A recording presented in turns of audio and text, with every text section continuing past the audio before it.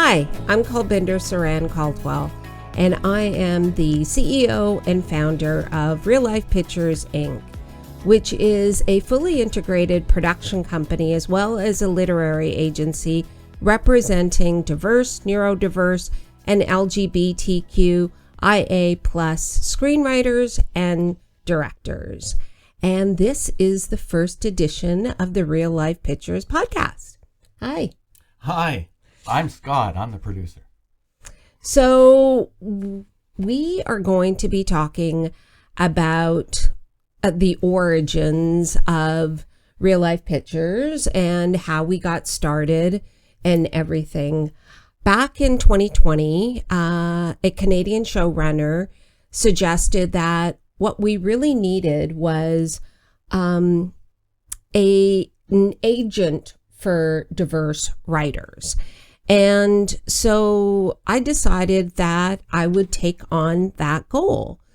But before I did that, I wanted to see if there would be an opportunity for me to go under someone else's umbrella, somebody that had been there, had already established a brand by being a literary agency. And I went to a couple of the top ones here in Toronto, and they said, thanks, but no thanks. And one said that diversity was a bubble, which was kind of hard to hear at that time.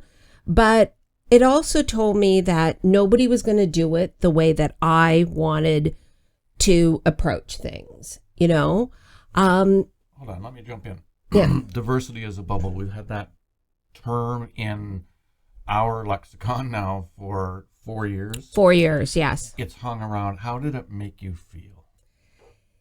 It made me feel unseen. It made me feel like what I am able to contribute. It made me feel less than. Mm-hmm. Okay. And, but that wasn't the message that I was getting out in the Canadian film and television industry. When I was starting to talk to broadcasters and production companies, they were telling me that I was ahead of the curve and that I was so timely, that this is exactly what they were looking for their projects and initiatives and things like that. So I had hope. I actually thought that here is an opportunity for these writers and directors that didn't have access to, broadcasters to pitch their authentic stories or anything like that. So I was going to help provide that access. And 4 years later, I have a roster of 30, and it hasn't gotten better or easier.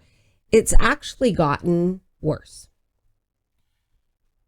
Are you worried that his so-called prophecy is coming true? Well, the prophecy came from a white middle-aged man. Mm-hmm. And what I've come to realize is that even though we have a lot of diversity initiatives, EDI, mandates from production companies and broadcasters baked in to the green light process, quite frankly, the decision makers have not changed. In the 4 years that I've been doing this, those individuals that are at the decision-making level and can greenlight or not greenlight, they haven't changed. No, there's been no fresh blood, and there's been no, as you mentioned, the initiatives have brought more people of color in. Yes. But again, but they haven't made it to the top floor.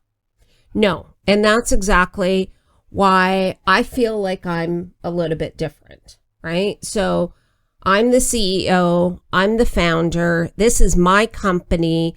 I can put out my message, right? That there's a need out there for authentic storytelling. There is a desire to nurture new talent, but with that comes the responsibility of sustainable careers, right? So we've heard this time and time again that, if the industry becomes so difficult that the cream does not, rise to the top, the stories that need to be told by individuals that, need to tell them, that they are going to be disillusioned and leave the industry. It's the brain drain that we've been seeing for years and years and years about the top talent here in Canada moving down to the States. They get more support, they get more money, they get more marketing, advertising, the building of their careers, where it's one project and then another one and then another one. A lot of the initiatives and the incubators that I've gone to, it's basically, we need to work together. We need to hire one another. We're all hearing the same thing. Diversity in Canada is supported by funding and grants and things like that. And I had a very sobering conversation with a producer from Turkey just a couple of days ago. And that actually encouraged me to start talking about this. She has tried to get into the Canadian film and television industry, has a huge resume in Turkey, right? Like, has done a lot of different projects. And she says to me that, I'm coming to the end of my career and I want to work on projects that I believe in, and I'm just not getting that kind of support here. So I can go back to Turkey and work on the projects that I believe in, and I'll get supported. And all of these diverse sort of mandates and all that other stuff is not actually coming to fruition for those talented individuals that have come to Canada, or, they have not just come to Canada. I'm from Canada. I was born and raised here. When I heard about the diversity initiatives, I really thought that it was very hopeful. I really, really, really did think that now was going to be our time. And right now, it's the industry is contracted, and there are a lot of projects that are not being greenlit. There's just a handful of projects that are originals that are getting greenlit. Everything else is, season 2 or season 3.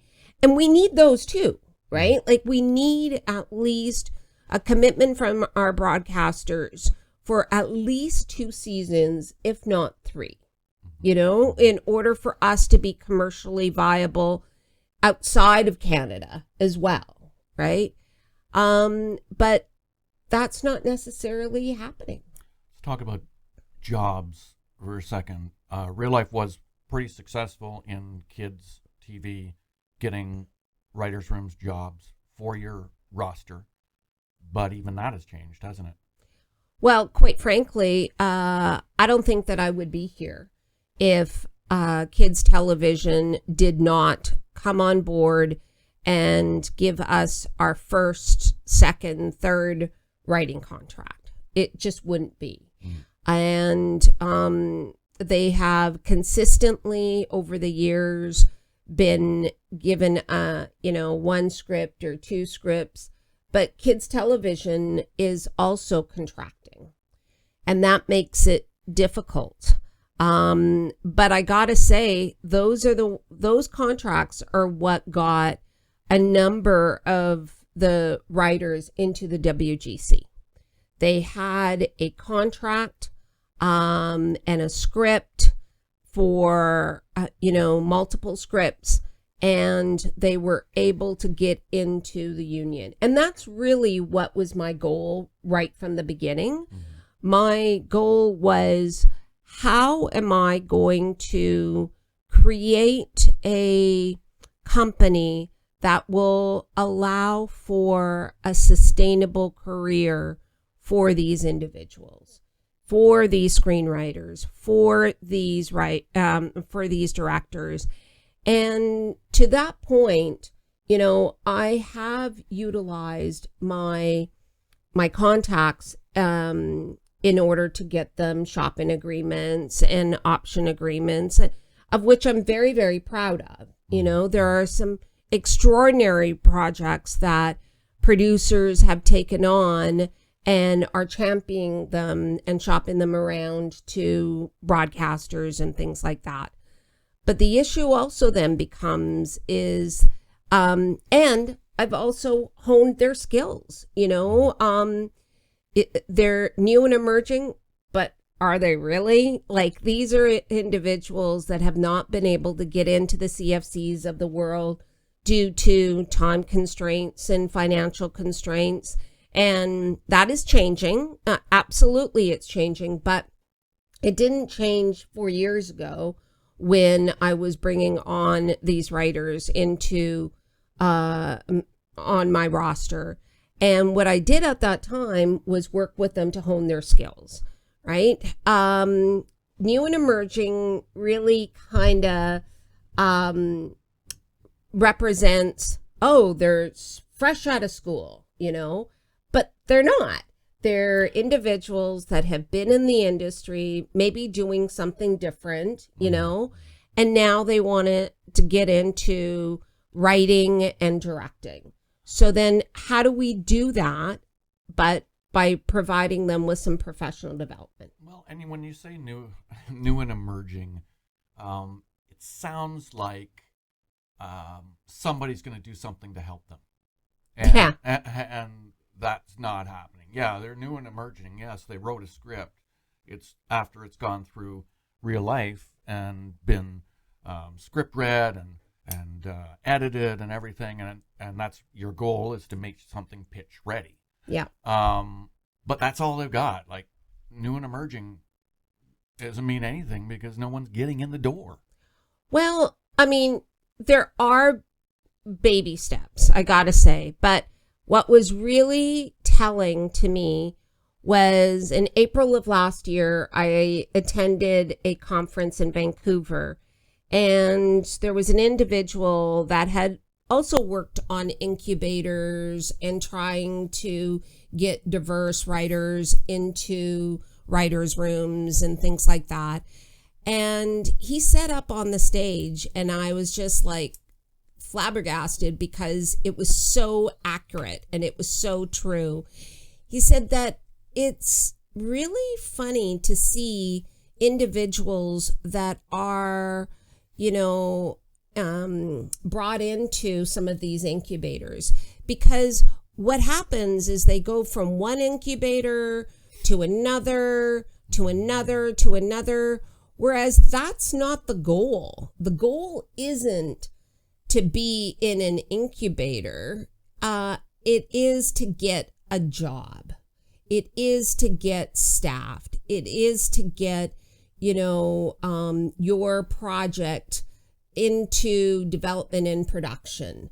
So, and he was right. He was absolutely right. And I was like, I'm trying. I am definitely trying, because I'm trying to get these individuals jobs. But another issue around diversity, EDI kind of and things is the definition of diversity. Mm-hmm. I represent diverse, neurodiverse, and LGBTQIA plus screenwriters and directors. diverse is one word. And in that sort of context, diverse is used as BIPOC, really. Yeah. You know, but when you think about diversity in these EDI, initiatives, diversity is more than just BIPOC, right? It's about underrepresentation. It's about underrepresentation. And now the new word is equity seeking, because we are seeking equity. We are seeking access. And that is what is really, really demotivating right now, because it's not happening. I'm very, very proud of all of the individuals on my roster. They are smart, they're talented, and they're good people. Like, that's the goal, is to get them staffed and for the producers to come back and say, I want them on my next project. I want them on my next, in my next writer's room. And the first time that they get that opportunity is when they'll get the next one and the next one. But it's getting every single person on my roster to have that opportunity. That's my goal. Over the 4 years, Mm-hmm.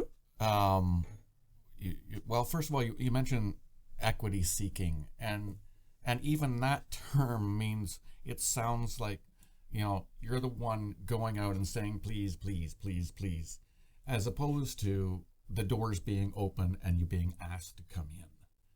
So, Yes. the onus is on the underrepresented person to knock down doors.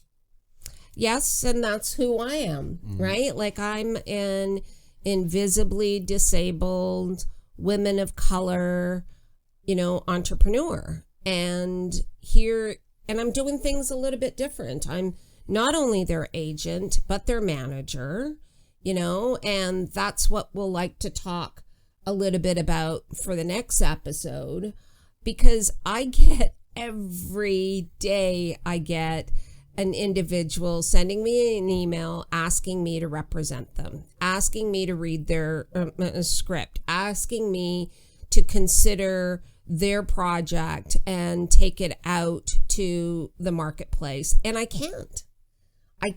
My goal right now is to get all of the people on our roster right now to be in a sustainable career so they can quit their day jobs. But I can't take on any more until I've fulfilled my goal. But I will give you some tips the next time around. Next time around, join us again on our weekly podcast. Yes. And we will help you navigate this industry, or at least open your eyes to the realities of the industry in Canada and what Kulbinder has learned on her many, many trips abroad, the UK, France, London, that's the UK, Yes. the US, and she will slowly peel back this industry for you, and then you can decide whether you want to keep going, whether you've got the guts to push ahead or not. Yes. And it is, I'm going to leave you on a hopeful note. I have a community of 30 writers and directors. They are all wonderful, and we support one another. We encourage each other. We read each other's scripts. We give each other notes. And that's what is going to create change, is by working together. And that's a wrap for Real Life Pictures podcast. If you have any comments or feedback, please send it to us at info@reallifepictures.ca. And if you would like to join us on a future podcast and want to share your story about diversity in the Canadian film and television industry, please let us know at info@reallifepictures.ca.